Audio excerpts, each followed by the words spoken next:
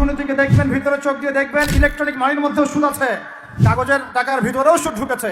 সামনে আসবে বিটকয়েন্স, যেটা অলরেডি চলে আসছে, আরেকটা আসবে, সেটা হলো ক্যাশলেস সোসাইটি। কি বললাম বলেন? এটা বহু বহু কান্ট্রিতে অলরেডি চালু হয়ে গেছে। এটা আমাদের অনেক ভাই ব্যবসা করে, তারা চায়না যায়, উত্তর কোরিয়া, দক্ষিণ কোরিয়া যায়, ওরা দেখে আসতেছে চায়না চালু করে ফেলছে অলরেডি। ক্যাশলেস সোসাইটি মানে হচ্ছে আপনি আপনার মুদ্রাকে সংরক্ষণ করতে পারবেন না। আপনি দেখলেন খিদির আল ইসলাম দেয়াল নির্মাণ করলেন, দেয়ালের নিচে কি ছিল? খাজানা ছিল। তাহলে দেয়ালের নিচে খাজানা তিনি সংরক্ষণ করলেন কেন? এতিম বালকরা যেন বড় হয়ে সেটা নিতে পারে। তাহলে আপনি চিন্তা করেন, ওই মুদ্রাটা কি ছিল? ইলেকট্রনিক মানি ছিল, যেটা তিনি সংরক্ষণ করলেন। ওই মুদ্রাটা কি কাগজের মুদ্রা ছিল, যেটা তিনি সংরক্ষণ করলেন?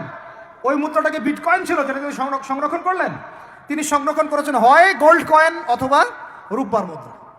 কারণ এটার মূল্য কমে যাবে না, এরা 20 বছর পর বড় হলেও বাবারই সম্পত্তি ফেরত পাবে। এইটা হলো ইসলামিক কারেন্সি, যেটা বিশ্ব থেকে উঠিয়ে দিয়েছে এই IMF, ওয়ার্ল্ড ব্যাংক আর ইউনাইটেড স্টেট এবং এদের যে চালাপালাগুলো সব। আমরা এই ব্যাস ওই সুর মিলাচ্ছি।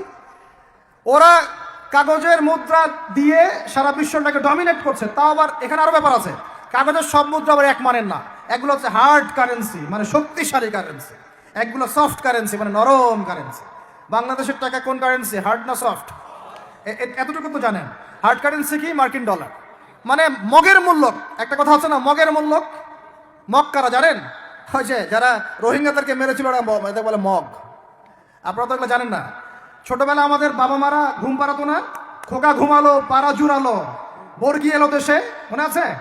বুলবুলিতে ধান খেয়েছে, কি বলেন? তারপরে খাজনা দিব কিসে, মনে আছে?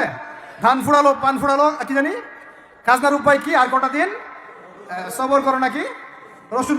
এখানে কি বোঝানো হয়েছে আপনি বুঝতে পারবেন না, ইতিহাস পড়তে হবে। খোকা ঘুমালো পাড়া জুড়ালো, বর্গি এলো দেশে। বর্গি মানে এই যে মগদেরকে বোঝানো হয়েছে। ওরা উগ্র ছিল, যেখানে যাইতো এরকম মঙ্গলদের মতো ম্যাসাকার করতো, ফসল বিনষ্ট করতো, ট্যাক্স নিত, জুলুম করতো। ওইটা ভয় দেখানো হতো। ওই জন্য ওদের মূল্য, ওদের এই যে আগ্রাসনটাকে বলা হয় মগের মূল্য।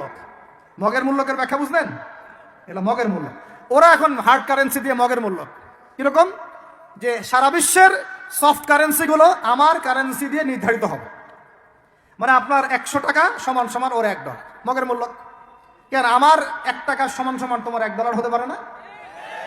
হতে পারে না?